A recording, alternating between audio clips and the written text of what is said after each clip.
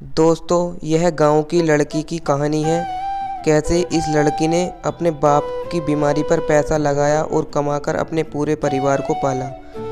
यह कहानी गांव की उस छोटी सी लड़की की है जो कि दिल्ली जैसे बड़े शहर में आ जाती है। इसकी प्रारंभिक शिक्षा तो गांव में ही होती है, परंतु किसी कारण से उसे दिल्ली आना पड़ जाता है और फिर से अपनी शिक्षा पहली कक्षा से प्रारंभ करती है। गांव व शहर का माहौल बहुत ही फर्क होता है। वह अपने आप को पहचानने की कोशिश करती है, शहर की भीड़ में अपने आप को गुम पाती है। दिल्ली जैसे शहर में वह गुमसुम हो जाती है। अपनी कक्षा में वह शर्मीली से पीछे बैठी होती है और जब भी कोई अध्यापिका उसे कोई सवाल पूछा करती है तो उसका चाहकर भी जवाब नहीं दे पाती। इतने कम समय में भी अपने आप को शहर की हवा के अनुकूल नहीं बना पाती और नतीजे स्कूल की है। अध्यापिका सोचती है कि इसको कुछ भी नहीं आता या बिल्कुल नालायक, नहीं तो हमारी बात समझ रही है, ना अपनी समझा पा रही है।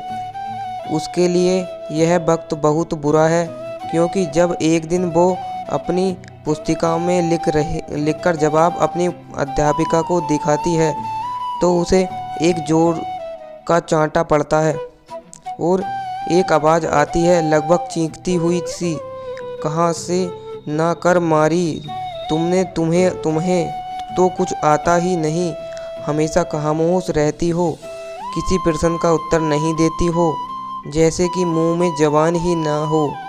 बहुत असहाय महसूस करती है, परंतु इस बात को किसी भी से भी साझा नहीं करती है, ना ही अपने माँ बाप से।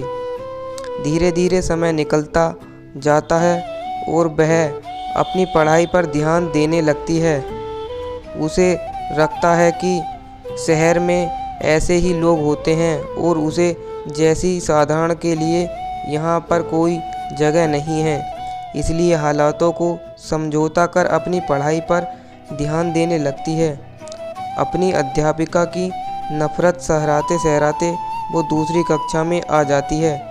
दूसरी कक्षा में उसका मनोबल कुछ बढ़ता है और वो दूसरी कक्षा में अव्वल दर्जे से पास होती है और मुख्य अध्यापिका द्वारा उसको बुलाया जाता है और प्रोत्साहित स्वरूप उसे सीधे चौथी कक्षा में दाखिला दिया जाता है, जो उसके लिए एक बहुत बड़ी उपलब्धि होती है। उसके माता पिता को बहुत गर्व महसूस होता है और उसके पिताजी कहते हैं कि एक दिन वो उनका नाम रोशन करेगी। छोटे से गांव की लड़की अब अपने आप को शहर के अनुकूल बनने की कोशिश कर रही थी। उसे जौहर दर्द में उसने कब स्कूल ख़त्म कर दिया उसे पता ही नहीं चला। अब बारी थी कॉलेज जाने की।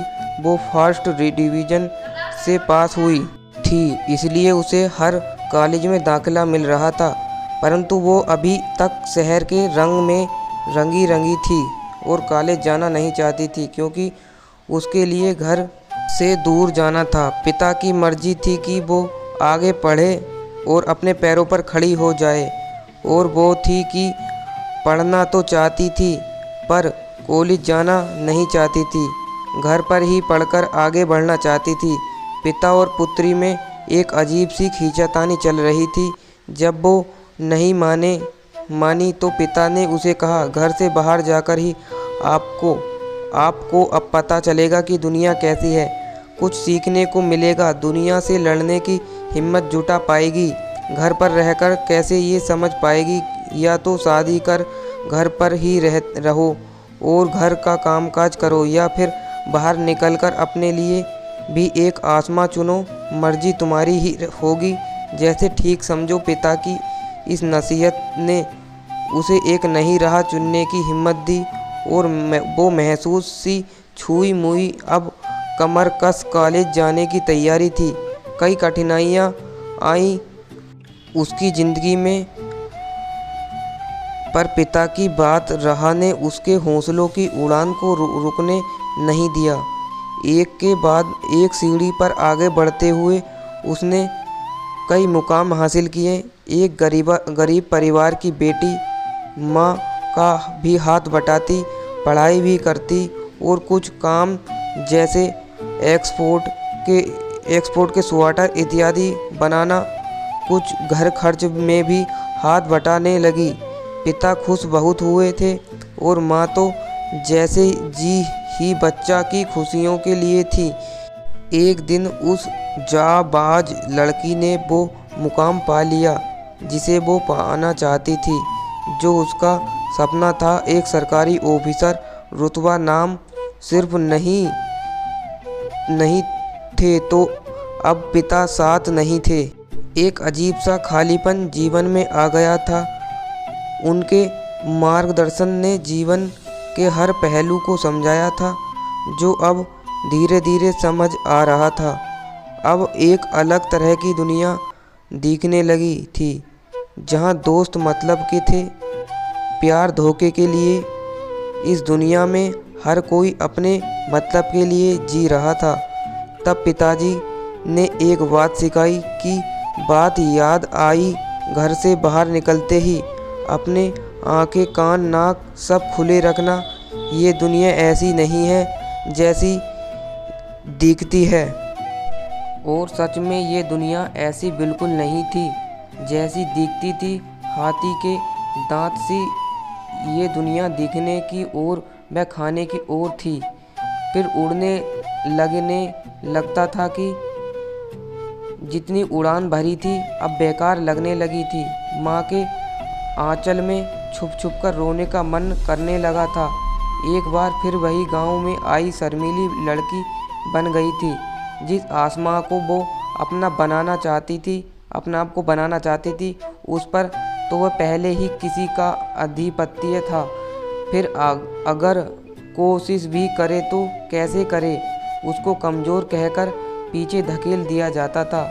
मुश्किलें की घड़ी थी उसके लिए और चारों तरफ अंधेरा। स्कूल की अध्यापिका की तरह सभी लोग उसे निकम्मी समझ रहे थे, गांव की गंवार समझ रहे थे। उसने माँ से कहा, माँ अब मुझे नहीं बढ़ना है आगे, ये दुनिया मेरे लिए नहीं है। माँ दुखी हुई कि जो मैं कभी कर नहीं पाई, बेटी के लिए किया। पढ़ाया लिखाया, सभी कोर्स कराए कि कुछ बन जाए, अपने पाँवों पर खड़ी हो जाए, किसी की मोहताज ना रहे। आज जब सब कुछ ठीक हो गया तो वही बेटी उसकी तरह ही रहना चाहती है। नहीं नहीं, वो ऐसा होने नहीं देगी। कब तक ये सब, माँ ने उसे समझाते हुए कहा।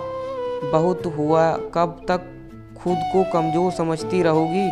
उठो और संभालो अपने आसमां, लड़ो उसके लिए जिसे पर तुम्हारा अधिकार है। ठोकर मारो उसे जो तुम्हें कमज़ोर कहे। अपने इस्तेमाल के लिए उठो। कब तक दूसरों के इशारों पर नाचोगी। अब और नहीं, बरसों हो गए, अब तो बदलना ही होगा। अब तुम्हें वापस इस नर्क से नहीं लौटना, आगे बढ़कर अपना हक मांगना है। तुम्हें कमज़ोर पड़ जाना, इसके लिए वो तुम्हें प्रेम जाल में फंसाकर पीछे धक्का देंगे तो कभी अपनी लोलुप निगाहों का शिकार बनाएंगे।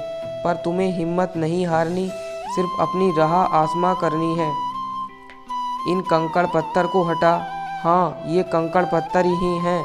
अगर हम इन्हें मना दें तो इनका कोई अस्तित्व नहीं। इसलिए उठाओ अपना मस्तक और हिमालय की छूने दो बेड़ियों की जंजीर में मत उलझो। उन्हें काटो, उन्मुक्त जियो। माँ की इन हृदयों स्पर्शी बातों से उसका मनोबल बढ़ा और वो उठ खड़ी हुई। फिर से अपने काम में लगी गई। कई बाधाओं को पार कर एक ऐसे मुकाम को हासिल कर लिया कि पीछे मुड़कर देखने को मन नहीं किया। पर गांव की वो मनोहर छवि कभी उसके आंखों में ओझल नहीं हुई। आज भी उस गांव पुकारते हैं और आज भी उसका मन करता है कि वो फिर से वही मासूम शर्मीली लड़की बन जाए जो किसी से बात नहीं करती थी, बस अपनी ही धुन में मस्त मगन रहती थी। पेड़ों से बात करती थी, यदि खुद ही हंसती, खुद ही रोती थी। किसी के लिए नहीं, अपने लिए ही बस अपनापन रखती थी। दुनिया की ऊंच नीच से बेखबर वो बेखौफ गांव की गलियों में विचरती थी। वो आज भी वही छोटी लड़की बनना चाहती थी। वो गांव की छोटी लड़की है। इस गांव से हमें यही सीख मिलती है कि कितनी भी कठिनाइयाँ आ जाएं, हमें अपने संघर्ष से कभी भी पीछे नहीं हटना है। अगर आपको हमारी कहानी बढ़िया लगे तो वीडियो को लाइक एंड चैनल को सब्सक्राइब कर देना।